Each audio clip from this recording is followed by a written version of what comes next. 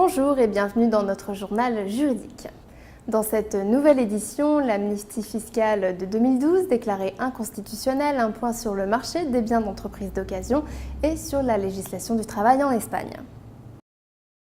L'Espagne est le deuxième pays de l'Union européenne où la TVA a le plus augmenté ces 10 dernières années. L'augmentation de la fiscalité indirecte est devenue une pratique habituelle dans les pays de l'Union européenne.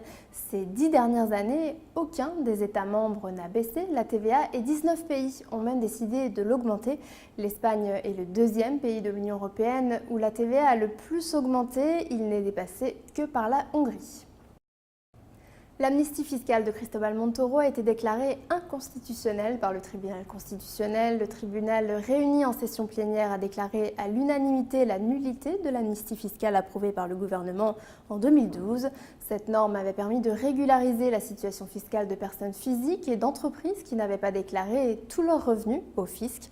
Le haut tribunal a énoncé qu'il n'est pas constitutionnel de modifier les mesures qui touchent un principe constitutionnel tel que celui d'égalité devant les charges publiques à travers un décret royal. Néanmoins, cette décision n'aura pas d'incidence sur les contribuables qui ont bénéficié de cette mesure. Les demandes de divorce contentieuses ont augmenté en Espagne de 8,4% au cours du premier trimestre de l'année 2017. Les procédures de modification de mesures ont aussi expérimenté une hausse importante. Les demandes de divorce consensuel et les demandes de séparation consensuelle ont augmenté de 2,6 et 2,4 respectivement. La Cantabrie, la Catalogne et la communauté de Valence sont les communautés autonomes qui se trouvent à la tête de demandes de dissolution du lien matrimonial en Espagne.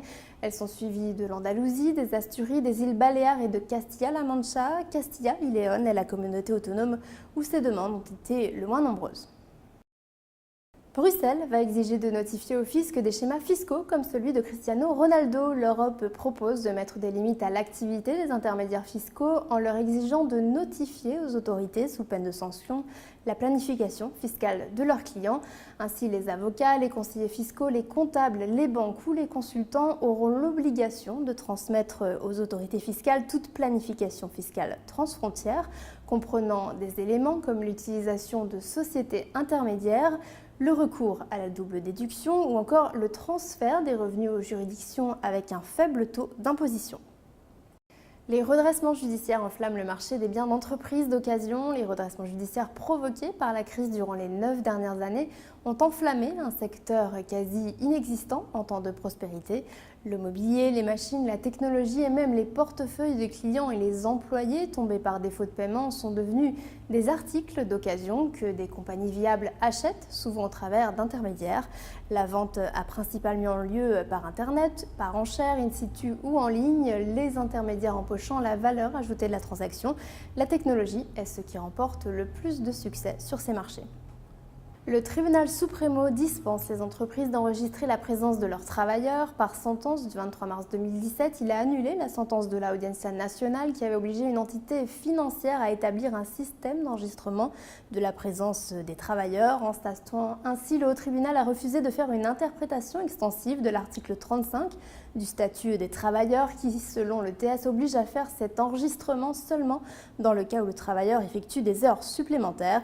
Le TS considère que le système de contrôle horaire n'est pas une obligation légalement imposée de manière expresse et que ce contrôle pourrait constituer une ingérence dans l'intimité des travailleurs qui ont des horaires de travail flexibles ou qui travaillent de chez eux.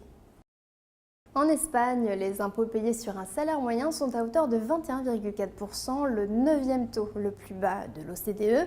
D'après une étude publiée le 11 avril par l'OCDE, la contribution d'un employé ayant un salaire moyen en Espagne est inférieure à la majorité des pays de l'OCDE. Cependant, le poids de la fiscalité sur le travail dépasse la moyenne lorsqu'on y inclut les cotisations sociales payées par l'entreprise. Un travailleur célibataire, sans enfant, ayant un salaire moyen que l'OCDE fixe à 26 710 € brut, verse 15% au titre de l'impôt sur le revenu. Si on y ajoute les cotisations sociales, le taux atteint 21,4%, le 9e le plus bas de l'OCDE, ce qui montre que l'apport des travailleurs à la sécurité sociale en Espagne est faible. Cependant, la charge fiscale s'envole avec les cotisations des entreprises. L'Espagne est au poste 26 sur 35 des pays lorsqu'on ne prend en compte que les charges versées par le travailleur, mais elle se hisse au 14e rang lorsqu'on y inclut les charges patronales.